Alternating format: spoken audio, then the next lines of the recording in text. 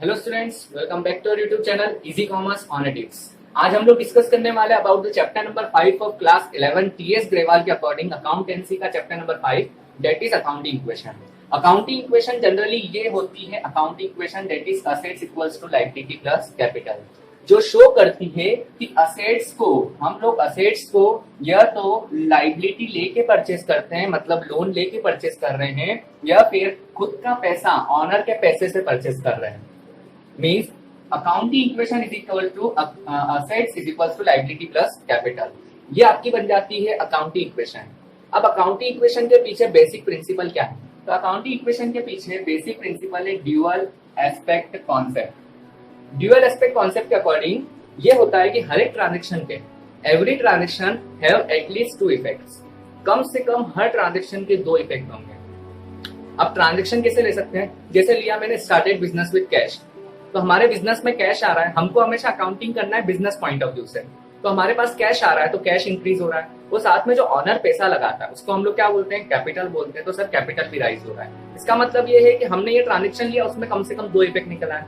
वैसे ही मान लेते हैं सेकंड ट्रांजेक्शन लिया, मैंने गुड्स परचेस करा, तो मेरे पास गुड्स आ रहे हैं, पैसे जा रहे हैं, दो इफेक्ट आ रहे हैं। मैंने गुड्स बेचा, गुड्स जा रहे हैं, पैसे आ रहे हैं, और साथ में कुछ ना कुछ प्रॉफिट के साथ बेच रहा हूँ तो प्रॉफिट भी हो रहा है मुझे, मतलब यहाँ पर तीन इफेक्ट आ रहे हैं। तो मेरा पॉइंट ये है कि हर एक ट्रांजेक्शन में ड्यूअल एस्पेक्ट कॉन्सेप्ट कहता है कि every transaction have at least to effect. Her transaction के पास एटलीस्ट कम से कम दो इफेक्ट होते हैं, या तो फिर दोनों इफेक्ट असेट साइड पे आ सकते हैं, एक असेट बढ़ रही है दूसरी कम हो रही है, जैसे स्टॉक परचेस कर रहा है तो स्टॉक बढ़ रहा है कैश कम हो रहा है, या फिर ऐसा इफेक्ट आ सकता है जहां पर असेट बढ़ रही है लायबिलिटी भी बढ़ रही है। जैसे मैंने उधार खरीदा है तो गुड्स तो बढ़ रहे हैं, साथ में मेरे क्रेडिटर बढ़ रहे हैं। एक इफेक्ट ऐसा आ सकता है कि दोनों लायबिलिटी पे इफेक्ट आ रहे हैं कि मैंने लोन लेके दूसरे लोन का पेमेंट करा है, एक इफेक्ट ये भी आ सकता है, ठीक है। या फिर ये भी आ सकता है कि दोनों असेट्स और लायबिलिटी कम हो रही है। कैसे कम हो रही है? क्रेडिटर का पेमेंट कर दिया तो कैश भी कम हो रहा है, क्रेडिटर भी कम हो रहे हैं। मतलब यहाँ पे पॉइंट क्या आ रहा है कि सर यहाँ पर हर ट्रांजेक्शन के एटलीस्ट दो इफेक्ट तो आने वाले ही है ना। अब असेट्स, हमारी जो इक्वेशन है वो है assets equals to liability plus capital. अब आपके सामने असेट्स क्या क्या हमको फेस करनी है, जो बेसिक असेट्स के नाम बता रहा हूँ, जो बेसिकली आपको मिलने वाली है। कौन कौन सी है? एक कैश मिलेगा हम लोगों को, एक बैंक दिखेगा हमको, हर एक क्वेश्चन में ये बेसिक असेट्स दिखने वाली है। कैश हो गया, बैंक हो गया, स्टॉक हो गया, प्रीपेड एक्सपेंस भी हमारी असेट है, एक्रूड इनकम हो गया, फर्नीचर हो गया, बिल्डिंग हो गया, डेटर हो गया, बिल्स रिसीवेबल हो गया। तो ये असेट्स को हम लोग फेस करने वाले हैं। साथ में लायबिलिटीज में देखेंगे तो हम लोग loan, outstanding, advance receive, creditors, bills payable, और कैपिटल में हमारे सिर्फ हमको याद रखना है कि सिर्फ इन्हीं ट्रांजेक्शन्स के हम लोग कैपिटल पे इफेक्ट देंगे।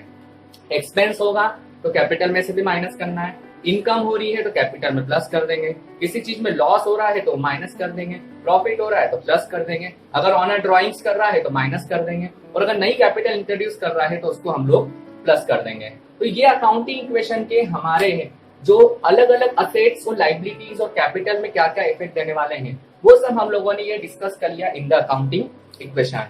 अब हम लोग देखते हैं यहाँ पर एक बेसिक छोटा सा एग्जांपल।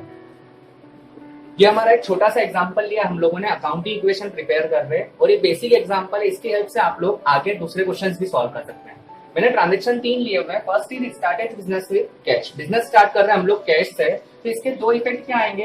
एक तो सर कैश बढ़ जाएगा हमारा, तो कैश इंक्रीज हो जाएगा, और साथ में जो बिजनेस में पैसा लगाता है ऑनर उसको हम लोग कैपिटल बोलते हैं, कैपिटल भी इंक्रीज हो जाएगी। मान लेते हैं ये 1 लाख रुपीज का ट्रांजेक्शन है, ठीक है। फिर गुड्स परचेस करा 30,000 में, तो 30,000 में गुड्स परचेस करा तो स्टॉक हमारे पास बढ़ जाएगा, क्योंकि परचेस करने से स्टॉक आता है, स्टॉक बढ़ जाएगा, और कैश जो है वो कम हो जाएगा, क्योंकि हम लोग गुड्स खरीदते हैं तो बदले में पेमेंट कर रहे हैं। साइलेंट है क्वेश्चन, इसलिए हम लोगों ने पेमेंट माना है। तो स्टॉक बढ़ जाएगा, कैश कम हो जाएगा, ठीक है।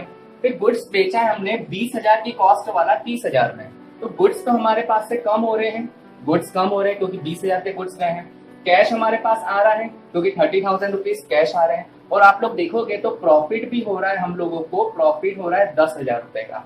तो ये हम लोगों ने 3 ट्रांजेक्शन लिए। सबसे पहले हम लोगों ने उनके इफेक्ट देखे, अब हम लोग उनकी प्रिपेयर करते हैं अकाउंटिंग इक्वेशन। अब यहाँ पर सबसे पहले हम लोग आइडेंटिफाई करते हैं कि क्या क्या असेट्स हमको दिख रही है। यहाँ पर कैश दिख रहा है, स्टॉक दिख रहा है, दो असेट्स दिख रही है, तो मैंने यहाँ पर असेट्स में डाल दिया कैश और स्टॉक। ये असेट साइड में डाल दिया मैंने कैश और स्टॉक, ठीक है। लायबिलिटी में देखोगे तो लायबिलिटी में कुछ नहीं दिख रहा है मुझे, ना ही कैपिटल में अभी कुछ है। ठीक है। फर्स्ट ट्रांजेक्शन हम लोगों ने लिया है जहां पर कैश बढ़ाना है और कैपिटल बढ़ाना है। 1 लाख रुपीज का ट्रांजेक्शन हम लोगों ने एज्यूम करा है, ये मैंने कैश में डाल दिए 1 लाख रुपीज और सीधे 1 लाख रुपीज हम लोगों ने डाल दिए हैं कैपिटल में। कैश में 1 लाख रुपीज डाल दिए हैं और एक अमाउंट कैपिटल में डाल दिया है, ठीक है। अब सेकंड ट्रांजेक्शन हमारा है स्टॉक बढ़ेगा कैश कम कर दो, तो स्टॉक कितने से बढ़ा रहे हैं 30,000 से, और जो भी हम लोग माइनस करेंगे उसको हम लोग ब्रैकेट में शो करेंगे, जो भी हमको माइनस करना है उसको ब्रैकेट में शो करेंगे। और ये आपका ट्रांजेक्शन सेकंड वाला हम लोगों ने डाल दिया है कि कैश कम कर दो स्टॉक बढ़ा दो, ये ट्रांजेक्शन हो गया है। हर दो इक्वेशन के बाद हमको एक नई इक्वेशन बनानी है, हर दो इक्वेशन के बाद we are going to prepare a new equation. यहाँ पर कैश 1 लाख था, 30,000 गया, मतलब 70,000 बचे, ठीक है। स्टॉक आपका हो गया 30,000, ठीक है। लायबिलिटी कुछ भी नहीं, अभी कैपिटल में आ जाएगा 1 लाख रुपीज, ठीक है। अब यहाँ पर थर्ड ट्रांजेक्शन का क्या इफेक्ट है कि स्टॉक कम कर दो, स्टॉक कम हो रहा है, 20,000 का हम लोगों ने बेचा है तो स्टॉक कम कर दी 20,000 से। आपके पास कैश कितना आ रहा है, कैश आ रहा है 30,000, क्योंकि 30,000 में बेचा है तो 30,000 रुपए आपके पास आ रहे हैं। और जो प्रॉफिट होता है, हमने अभी जस्ट देखा था कि प्रॉफिट हम लोग कैपिटल में प्लस करते, तो ये जो प्रॉफिट हुआ 10,000 का we are going to add in the capital, हम लोगों ने उसको कैपिटल में ऐड कर दिया। तो आपकी फाइनल न्यू इक्वेशन क्वेश्चन के एंड में हर दो इक्वेशन के बाद नई इक्वेशन, पहले दो इक्वेशन ये हो गई, फिर नई इक्वेशन और तीसरी इक्वेशन और एक और नई इक्वेशन निकल आई। तो अब कैश आपके पास हो गया 1 लाख रुपीज, गुड्स है 10,000, लायबिलिटी कुछ भी नहीं है और कैपिटल आपकी हो गई है 1,10,000। और हमें पता होना चाहिए कि अकाउंटिंग इक्वेशन का टोटल एलएचएस और आरएचएस का बराबर होना चाहिए। तो आप लोग यहाँ पर चेक कर सकते हो कि एलएचएस और आरएचएस का टोटल जो है वो 1,10,000 आ रहा है। तो डियर स्टूडेंट्स, ये एक बेसिक क्वेश्चन हम लोगों ने डिस्कस करा है अकाउंटिंग इक्वेशन का, और ऐसे क्वेश्चंस आप लोग बुक में देखोगे और बुक में आपको क्या करना है, सबसे पहले आप लोग आइडेंटिफाई करो कि उनके इफेक्ट्स क्या आ रहे हैं। इफेक्ट 1, 2 भी हो सकते हैं और 2 से ज्यादा भी हो सकते हैं, कई बार 5, 5, 6 इफेक्ट भी आ सकते हैं। तो वहां पे घबराना नहीं, पहले इफेक्ट निकालो और इफेक्ट हमेशा चेक करो कि एलएचएस और आरएचएस को बराबर करना चाहिए। जैसे यहाँ पे देखा मैंने, फर्स्ट इफेक्ट एलएचएस में 1 लाख आ रहा है, आरएचएस में 1 लाख आ रहा है, बराबर कर रहा है। सेकेंड इफेक्ट में देखोगे तो एलएचएस में ही एक बढ़ रहा है, एक कम कर रहा है, तो भी बराबर इफेक्ट आ रहा है। थर्ड ट्रांजेक्शन में देखोगे तो एलएचएस में 10,000 बढ़ रहा है, वैसे ही आरएचएस में भी 10,000 बढ़ रहा है, क्योंकि कैश 30 आ रहा है, 20 आ रहा है, मतलब 10,000 से यूं भी असेट्स हमारी बढ़ रही है। तो डियर स्टूडेंट्स, ये हमारा एक क्वेश्चन हो गया अकाउंटिंग इक्वेशन का। नेक्स्ट वीडियो में हम लोग डिस्कस करने वाले how to prepare the journal entries. For it be ready. Thank you. Subscribe now and press the bell icon. Never miss an update.